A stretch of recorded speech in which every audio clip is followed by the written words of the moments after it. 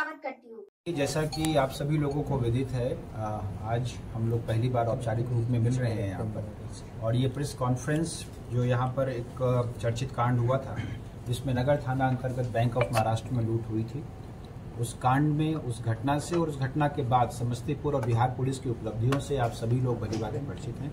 उसी क्रम में ये प्रेस कॉन्फ्रेंस हम लोगों ने आयोजित की है। वर्तमान में इस कांड में अभी तक पूर्व में यहाँ की टीम द्वारा एसटीएफ के सहयोग से कुल मिलाकर 10 अपराध कर्मियों की गिरफ्तारी की जा चुकी थी। आज हम लोग यहाँ पर जो एकत्रित हुए हैं सूचना देने के लिए कि एक कुख्यात अपराधी हैं अखिलेश राय उर्फ गोलाई राय उर्फ गोलू, जो समस्तीपुर के अंतर्गत ही पटोरी थाना अंतर्गत तारा धमौन के रहने वाले हैं।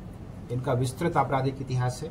अभी तक 30 से अधिक कांड, इनका जो आपराधिक इतिहास है वो 30 से अधिक कांडों का हम लोगों को मिला है।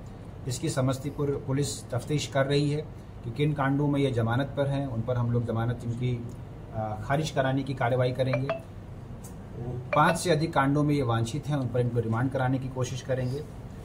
इनको नगर थाना अंतर्गत विधिवत गिरफ्तार किया गया है और इनकी गिरफ्तारी के बाद इनसे पूछताछ के आधार पर, इनके कन्फेशन के आधार पर अभी तक हम लोगों ने 1382 ग्राम आभूषण बरामद किए हैं, 2 मोबाइल फोन बरामद किए हैं, बैंक ऑफ महाराष्ट्र का पैकेट और जिस बैग में लोग सामान लेकर वहां से निकले थे, जो वीडियो फुटेज वगैरह में मौजूद है, उसको बरामद किया है और कैश 20,000 रुपये बरामद किए हैं। इस प्रकार घटना के बाद से अभी तक की जो कुल उपलब्धि है उसमें 2 किलो 787 ग्राम आभूषण बरामद किए जा चुके हैं, जिनकी कीमत लगभग 2 करोड़ 70 लाख के आसपास है।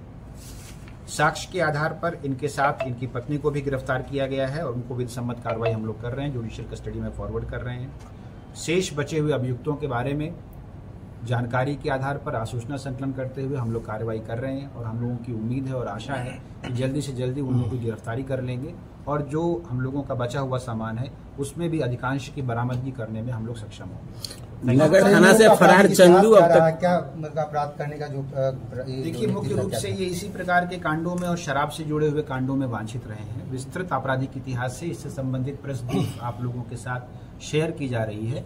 30 से अधिक कांड हैं, कुल 38 केसेस की लिस्ट मेरे सामने है। मुख्य बात यह है कि इनमें से किन कांडों में ये जमानत पर हैं और दूसरी सबसे महत्वपूर्ण बात कि किन कांडों में ये वांछित हैं। इसका हिसाब किताब हम लोग लगा रहे हैं। जिन कांडों में ये वांछित हैं उनमें इनका रिमांड किया जाएगा और जिन कांडों में ये बेल पर है उनमें बेल कैंसिलेशन के लिए हम लोग भेजेंगे। अगर हम लोग उन चीज़ों की भी तफ्तीश अन्य एजेंसियों के साथ कर रहे हैं, इनकी अपराध जनित संपत्ति सिग्निफिकेंट हुई तो इनकी संपत्ति जब्त करने के लिए भी हम लोग 107 BNSS के तहत प्रस्ताव समर्पित करेंगे। हाँ जी, घटना में मुख्य भूमिका है, ये घटना के लुटेरे थे और मुख्य रूप से 2 गैंग जो इस घटना की योजना बनी थी, जिसके बारे में पिछली प्रेस कॉन्फ्रेंस में एसडीपीओ महोदय ने आप लोगों को ब्रीफ किया था। यहाँ पर जो रमेश झा थे उनके साथ जो यहाँ पर रहते थे, इन लोगों ने इस योजना को बनाया और 2 अलग अलग गैंग एक साथ इस घटना को कारित करने के लिए एकत्रित हुए थे।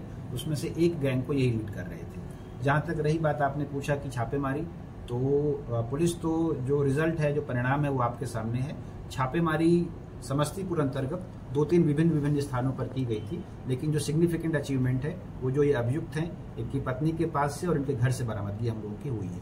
सर, चंदू समेत 5 कैदी फरार हुए हैं वहाँ, उसके हम लोग अभी इस पर प्रेस कॉन्फ्रेंस करें और इसके बाद के विभिन्न मुद्दों पर हम लोग आपको अलग से एड्रेस करें। सर, ये पता चला कि सोना गाड़ के रखे हुए थे कुछ?